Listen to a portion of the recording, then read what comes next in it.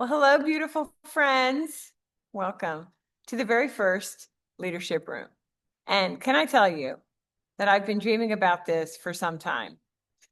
As I am opening up my own brokerage, and it's bringing back memories of when I started my team. And so I've revamped my book to be focused on team leaders and boutique brokers. And you know what? If you're independent and you're like, fine, I'm not a team leader. Yes, you are. Yes, you are. Because you have your go-to A team, lenders, landscapers, all, and such. So I believe successful women desperately need a different conversation. That is what I discovered. And so the conversation that we're going to have tonight, and we're going to continue to have every Wednesday at 6 p.m. Eastern, is a conversation about leadership. So before we begin, I do want to applaud you. Yay, seriously, because I said there was no replay, but you get the replay because you're here. Okay, so I want to applaud you for being here because just by showing up, you've told me who you are, that you are committed, you're successful, and you're not only willing, but you're excited to grow. And just maybe you're quietly thinking there has to be another level. It doesn't have to feel this heavy. Okay. And and if you're not thinking that now, like there has to be another level, I'm really hoping that that comes because we're talking about another level of peace, another level of freedom, another level of confidence. And if that's you who is like, that sounds good, then here we are. You're in the right room. So my promise to you is I want you to write this down. I don't waste your time. Okay. I want you to write it exactly like that. Because as I'm with you tonight, speaking with you, I want that to be your energy. I never waste my time. That's you talking. Okay. Because I don't waste my time. Guess what? That's a leadership standard. Because nothing I ever choose to invest in, like when I attend like a room like this, or I spend money on coaching or on anything else, or I expend energy, nothing is ever wasted. I always get a return, sometimes in money, sometimes in wisdom, confidence, a deeper relationship. Okay. So would you agree with me that you are here and you know that you're not wasting your time, that you are going to get a return, right? Yay. All right. So let me tell you exactly what I'm doing. I feel that you are respected and you are producing. And yet, as people look at you saying she's crushing it, right? You win the top monthly award, you're a top producer, you get on these these lists, top 5%, 10%, 20%. But what's really going on inside here and inside here is very different, right? It can be. And other people don't see the mental load of everything that you are doing in your business, the constant decisions, texts, fires, the feeling that if I don't do it, then it probably won't happen. They don't see you climbing into bed exhausted. And many times as you do that, because you tell me, my clients tell me, when they come to me, why does it feel so darn heavy? And so as I'm building this brokerage, opening it officially September 12th, everybody's invited. I know about that because I've been her. That's how I know about it. And I'm like, oh no, I don't want one more night. I don't want any of you suffering one more night. So I have built my team, my real estate team, where I sold over 1,000 homes, and I sold it for multiple six figures. And the reason I sold it for multiple six figures is because I handed over a great product. A team is a product. You'll hear more about that later. But yes, I handed over a well-oiled machine, right? I had the CRM, all the sequences, everything. I gave her my Zillow profile. That was one regret. Over 500, like 4.8 star reviews. But I I know that people see the success and I know what they don't always see. They don't always see the woman that I used to be.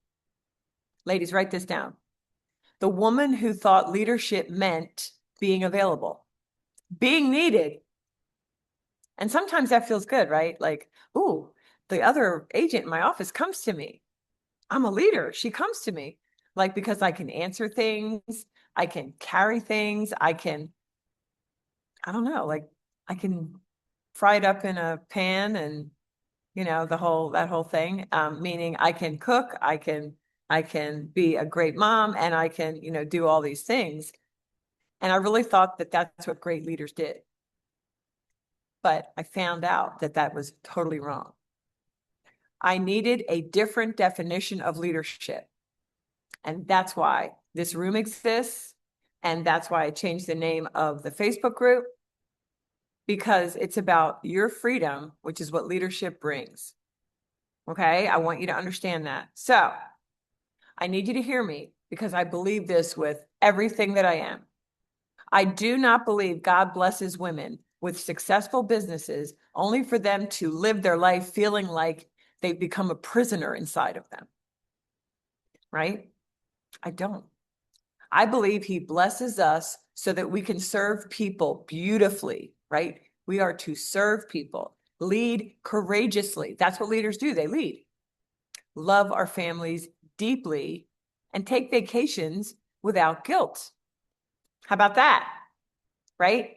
And this one is really what I'm going to dive into tonight. And that is building a business that continues to bless people even when I'm not in the room, even when you're not in the room, right? That's what the systems are. That's why I sold my team for a lot of money, because the woman who bought it knew it's ready to go. What a product. Everything's done. Everything's ready to go. She just had to continue the execution.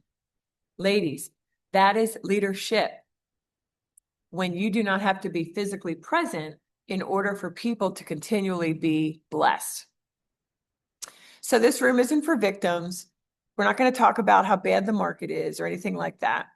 And it's not for you if you think you know everything. Okay? Because leaders admit they don't know everything. And in fact, leaders continue to become, ooh, I want to be a better person. I want to be a better broker. I want to be a better team leader. I want to be a better mom. Okay? So I'm going to give you something way more valuable than how to hire or how to manage people tonight. Those things are important, but something has to come first. And it is your identity shift. Your identity shift. The Bible talks about the transformation to not be conformed by the culture. And the parallel, ladies, is that our industry takes us down the stream of lies, everything that is, and that's, if you don't believe what I'm saying, then I'm not for you. I'm just a straight shooter. Get on the dialer, make that do, oh, and do this, and it's got to be perfect, and da da da da da, and da da da da da, and no, no, no. Leadership is a changed woman first. And only then, as you change, your perspective changes, then the business follows. And I'm going to say that again. Any transformation is an internal transformation first. And then, like in this case, and then the business follows, the business transformation, where you are not the one that has to be doing everything, you're leading everything. Okay, so question for you. I want you to put it in the chat. Would you say that I am leading right now? Right, put it in the chat. Yes or no? Am I leading right now? Because I'm going to tell me in the chat, because I need you to tell me, am I leading? And ask yourself, am I leading right now? Okay. Thank you. Thank you. I think most women making six figures or more think that they're leading. I do think that, but they're not. Because carrying is not leadership. Carrying, like carrying, I talk funny because I'm from Philly. Carry. I don't know how, Carry. Carrying is not leadership. Please write that down. I wonder how many dinners have been interrupted. How many vacations you've never really been on? You were there, but you weren't there. How many nights did you lay in bed thinking about everybody else's problems instead of resting? And have you ever whispered to yourself, is this the price of success? This is the way it is? Because it's not. It's not the price of success. And I care too much about you to not tell you the truth. So inside this weekly leadership room, we're going to uncover lies that keep you feeling this heavy load that we are conformed, kind of brainwashed to believe. That's just what success is. That's what it is. We're going to start with the lie that almost every woman in this room has believed or still continues to believe. And that is this: no one can do it like me. No one can do it like me. I'm talking about how for you to get bandwidth, for you to get more capacity, for you to be able to multiply your business results, and quite frankly, multiply your joy. Okay.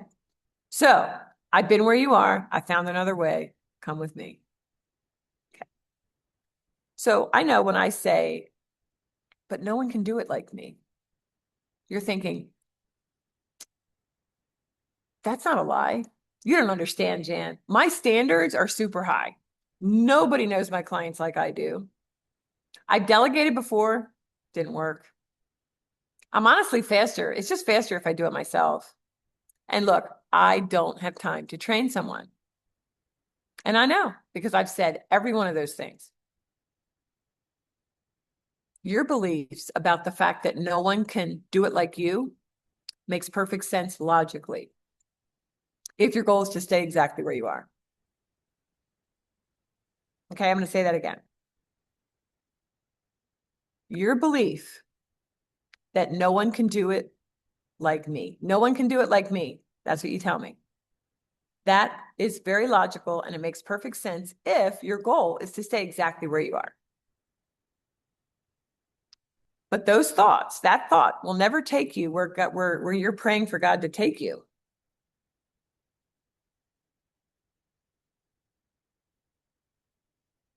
When we say that, it's almost like it's said in wisdom. It's discernment. Like, yes, because I have a level of excellence that I could never teach to someone else, that my subordinate could never execute like I do.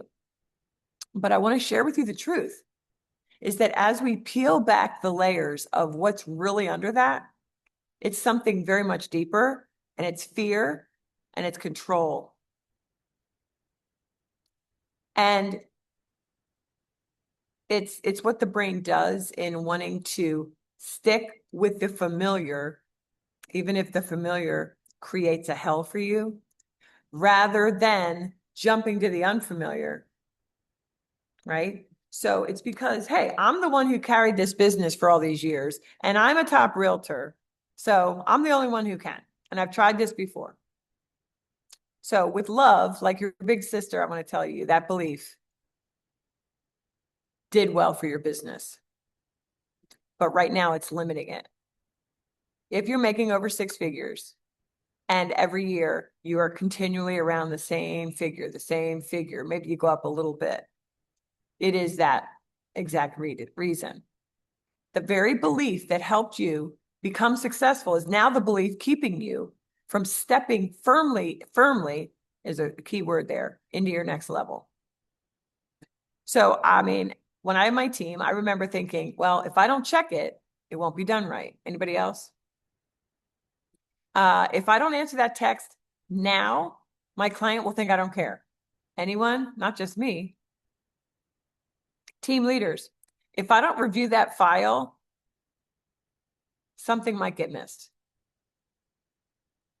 And every time I had one bad experience delegating, bringing an agent on, I used it as proof. See, this is exactly why I do everything. And I know you know what I'm saying. But can I ask you something? What if that wasn't proof that the people couldn't do it? What if it was simply proof that I didn't know how to lead them? Because as I coach in my inner circle, many of them are either boutique broker owners or BICs, brokers in charge, or they are team leaders. And that's what we're finding. It's that no one really taught them leadership. Leaders don't build clones, and leaders don't want clones. Leaders want capable people that they can create into leaders. The woman who bought my team, and I had 3 offers, and I sold it to her because I loved her and because I created her into a leader with God. I mean, I give God all the glory. Please don't misunderstand. But like my goal was I saw something in her and I wanted to help her become a leader. So leaders don't say, how do I make someone exactly like me? They ask, how do I help someone become exceptional in their role? And that is a very huge difference. Okay. So I don't want my transaction coordinator to think like me. I want her to think like the best transaction coordinator who can give me shortcuts and things and gaps that she sees that I might not see, right? And I want you to think, you're a marketing person. If you hire a marketing person, social media manager, a PR, whoever, do you want her to be exactly like you? Absolutely not.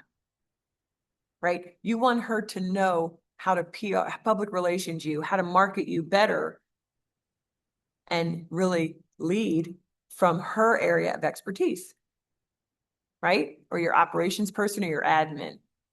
That is leadership. And unfortunately, it's weird, right? Somewhere along the way, we started believing that excellent meant having to touch everything. I did too. And as I pulled this together, this brokerage together in months, I got April, May, June, not even, like 2.5 months. I don't believe that anymore. I don't have to touch everything. And I thank God that I know the truth now and can share it with you. Because what excellence truly means is that I decide my standards and I stick to the standards and I communicate the standards. Because standards create excellence. So excellence is a byproduct of standards. Standards are only created and stuck to, for lack of a better word, right, executed on by leaders. And with a system, excellence happens whether I'm personally involved or not. And ladies, that is the freedom that we're talking about. Sounds good, right? So I want you to picture your business, every email that comes to you and that you send, every contract, every approval, every little question, every decision. If everything comes to you or ends with you, meaning if your team, if you're a team leader, or if you're a broker, if your agents can't make decisions without you, then you don't have a cohesive, you're not leading a cohesive group. You are having people standing around needing your personal instructions. Okay. And that is because leaders have vision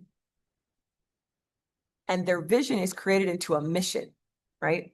And many of you, some of you that are on here, I know your mission. It's heartfelt.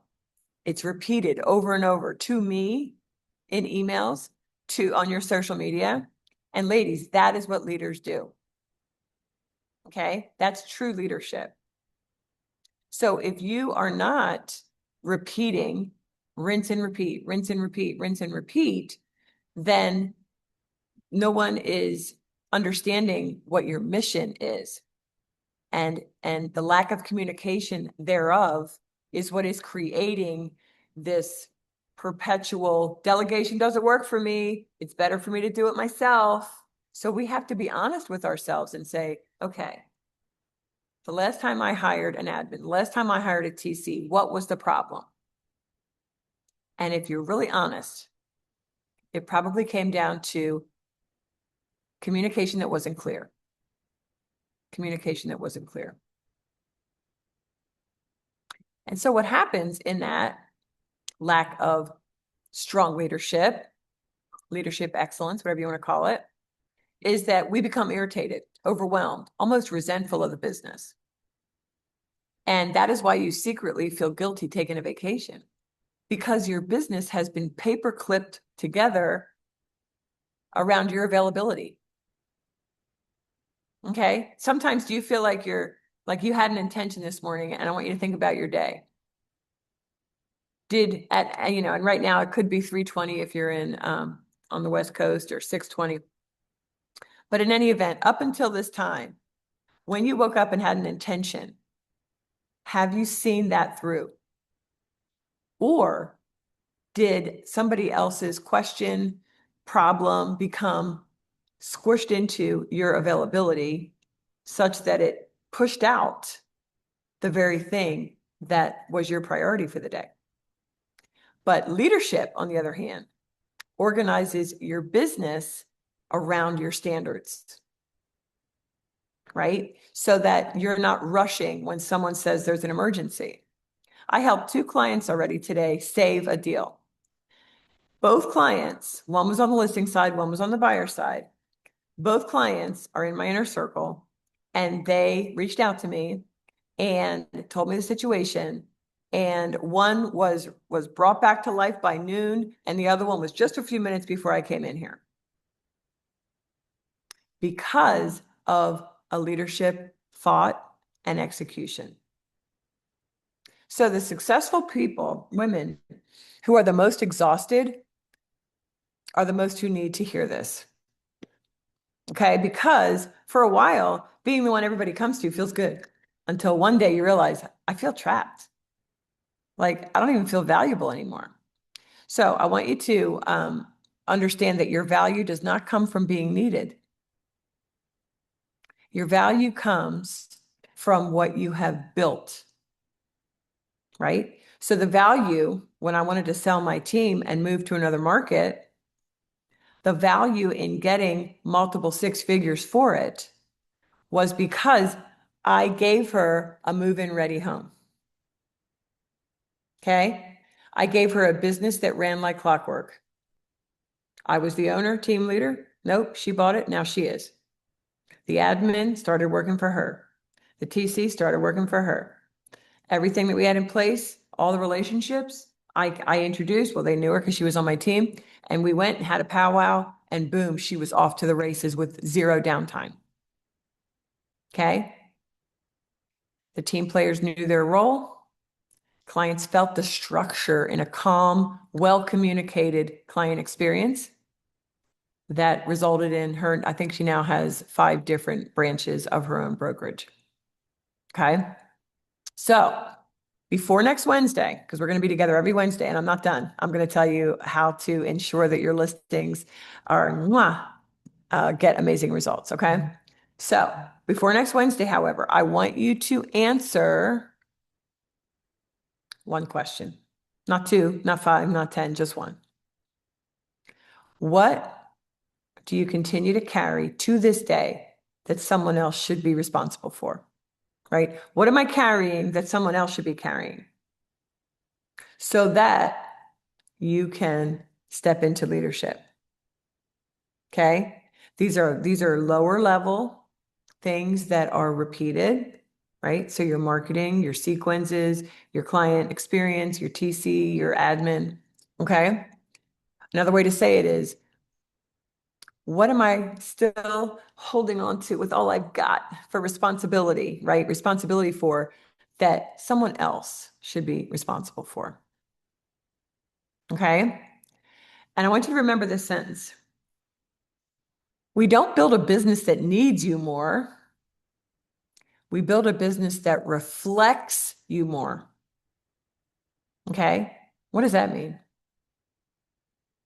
That your mission, your leadership is so contained that everybody on the team, everybody in your brokerage, whichever the case, reflects you. And if it's not reflecting you personally, of course, it could be reflecting your mission, right? So it's like when you go to McDonald's in France, which I did, it surprisingly tasted the same as it did in America, right? So that as you are the leader, you're creating an experience that reflects you. And that is how you multiply your mission. Okay. One keeps asking for your time. Okay. The one that needs you. And the other multiplies your impact. I don't know about you, but I want to keep multiplying my impact. And I think that's what you want, every woman in this room. So before we go, I promised you I'd leave you with something very, very practical that you can execute on. Because leadership without execution is, excuse me, is just inspiration. Hold on. So here's a gift.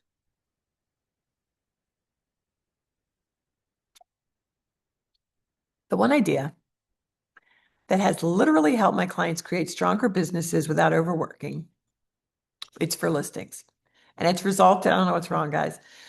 And it's resulted in more showings, more offers, and delighted sellers. So I want you to stop thinking of yourself, identity, right, as someone who lists homes. And instead, I want you to start seeing yourself as a product manager. As a product manager. I was a product manager in corporate. Some of you were as well. But whether you were or weren't, think about Apple. When Apple launches the next iPhone, they don't throw it out on a shelf and hope somebody notices, right? They create desire. So I write that down. Number one, be a product manager. I'm going to explain what that is in a moment. Number two, create desire for your product. And the product is the home that you are listing, each home. Because a product manager has to create that desire long before launch day, long before the photography, the ad writing, right? They build the anticipation, which is why I love coming soons. Now, fashion designers do the same thing. They don't quietly hang clothes on a rack. They showcase, for the buyer of Nordstrom and wherever else to come and buy them. No, they showcase at Fashion Week I don't know, I think it's twice a year, but it could be more, at Fashion Week in Paris, in Milan, in Manhattan, right? And a listing isn't just a property. Every listing is a product. And you are that product's product manager. So I want you to say, I don't put homes on the market. I debut them. It's like, it just up levels. Dude, this is leadership. Words are powerful. God spoke everything that we see and have into existence. Okay. And so we're told in the Bible that words are super powerful. And so I want you to consider, if I'm a product manager, I am going to debut the listing. And you are the architect of the desire. So, and who are you creating that desire for? Okay. For the qualified buyer pool of each listing, right? So the architecture, which my framework is called the leadership architecture. Architecture, what do architects do? When they sit down to create a building, they have a consulting experience, like an intake form, like we're familiar with, and they ask the owner of what will be the building, tell me how it's going to be used, function. Then they look at the surroundings and they ask the owner, what's the vibe? Tell me what your look, like what do you do? Tell me about your business or whatever, is going to be whatever the building's going to be. So architecture is the perfect combination of function, form and function, or results and function. Okay. I'm sorry, function and beauty, rather. Function and beauty. Okay. So beauty in life is joy, right? So people are going to buy a home that makes them feel like being there. It's like, oh my gosh, George, we've got to get this house. That's joy. You get to architect that desire, that joy. And they walk in and they're like, oh my gosh, this is, I could see us living here. Right? So they can function in the home, in the listing, and they feel joy. And that is what you get to do. Create that desire, create anticipation. We do this through positioning the product to be desirable by who? The qualified buyer pool. So a 55 plus listing will look different than a home that a 35, 40-year-old person is going to buy that has, one kid and another in the oven, right? Pregnant wife, one or two kids with a dog, right? I'm just saying that is the architecture. That is you as the leader getting to be creative and then communicating or conveying the joy that they will get to live in that home. Okay. In other words, you are protecting the winning strategy. You're protecting what you know to be true about the way to get them the most money in the smoothest of process through positioning. Okay, that's what positioning marketing talk. The pictures, the words, the way that the pictures are, the order, right? The homeowner never decides the strategy. The product manager does. And that's you. When I think like a product manager, when you think like a product manager, everything changes. You know why? Because you're in the details. You're in the details. And it doesn't feel like basic. Basic. Every week I have Monday morning power hour with my clients, and more than anything, they bring me their listings that are sitting.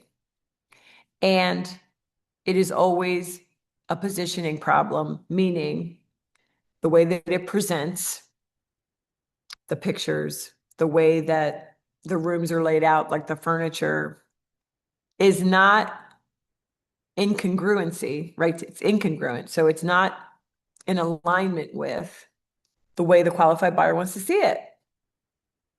And then my clients will tell me, well, they didn't want to do it. They said they had no money. Guess what? Leaders don't just say, okay. No, leaders will say, ooh, okay. Well, great news, you have options. We can list it at this price, okay, which reflects that we're not going to do anything, or we can do a few things, and then we can list at this price. Which way would you like to go, right? Because that's the way a product manager thinks, okay? If I were to have a Rolex watch and present it to you in a paper bag, you might think that I stole it, okay? And so as a broker now, I am going to be having standards for the listings that my people will take because I'm going to help them one-on-one. I'm helping them because as I was in my other market, we're going to be known as the ones who get all the pretty listings because people aren't going to understand that sometimes I'll invest my own money if they don't have it. Sometimes I will do other things and ask for favors, right? Because, ladies, positioning. So picture over here is your qualified buyer pool with an equal sign. Presentation, pictures, pricing, they have to be in alignment with the qualified buyer pool. Timing, staging, photography, pricing, everything. So the question that every decision should be led by, or what you should use as your grounding, as your anchor, is this. So I'd write this down. What creates the strongest emotional response from this home's buyer pool, qualified buyer pool. Okay, so I'm gonna say it again. What creates, what would create, or what creates the strongest emotional response from the qualified buyer pool of this home? Because buyers buy homes and put in offers depending on how they feel. Okay, so I want you to try something. I want you to say, when every time you're about to say, I'm listing a new home or I'm getting a new listing live, catch yourself and instead say, I'm launching my home. I'm launching my product, or I'm preparing for an amazing product launch. Either way, I'm preparing for a product launch, or, oh my gosh, my launch is going to be amazing of this product. Watch how differently when you focus on the emotion and the preparation for the launch, the debut, how differently you think, how differently your seller receives your advice or your expertise, because your seller will trust you more. Ladies, that is leadership in action. And every Wednesday, we're going to get deeper and deeper. So leadership is responsibility, and it's intentionally creating the outcome you want. That's what leaders do. In corporate, I was responsible for the outside sales channel of a region. I woke up, I would go to bed. I was obsessed with creating number one sales. I'm creating the outcome that I was getting paid to create.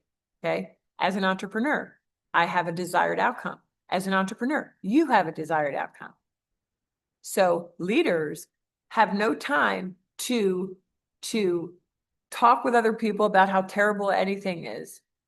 What leaders do is they come together and say, man, what are you doing? This is what I'm doing. Okay. Because they're concentrating on how to create the outcome they want.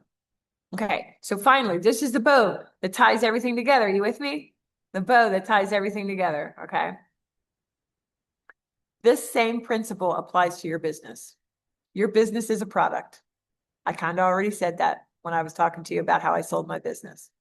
Your business is a product, and you're debuting every day as you show up, as you meet people, as you get listings on the market.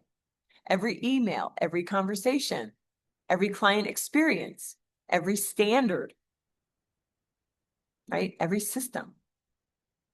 You're creating an experience for, if you're a broker, for your agents, if you're a team leader, for your team members who are agents or your admin. So we need to stop managing and start leading. Leading is up here. Managing is here. Managing is concerned with logistics, checklists. Okay. Leading is I'm creating something bigger. And it's all under the umbrella, ladies, of my mission. So if this room helped you tonight, come back next Wednesday and bring your biggest leadership challenge, your hiring question, your pricing challenge, your team issue, because I want to help you think like the leader that your business now deserves.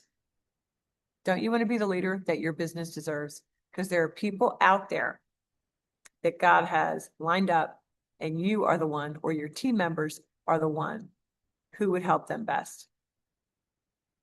Okay, so I'm going to leave you with this. Stop doing this the hard way. Okay, build your business that reflects you as the leader. Build a business that reflects the leader that you are becoming. All right, good night, everybody.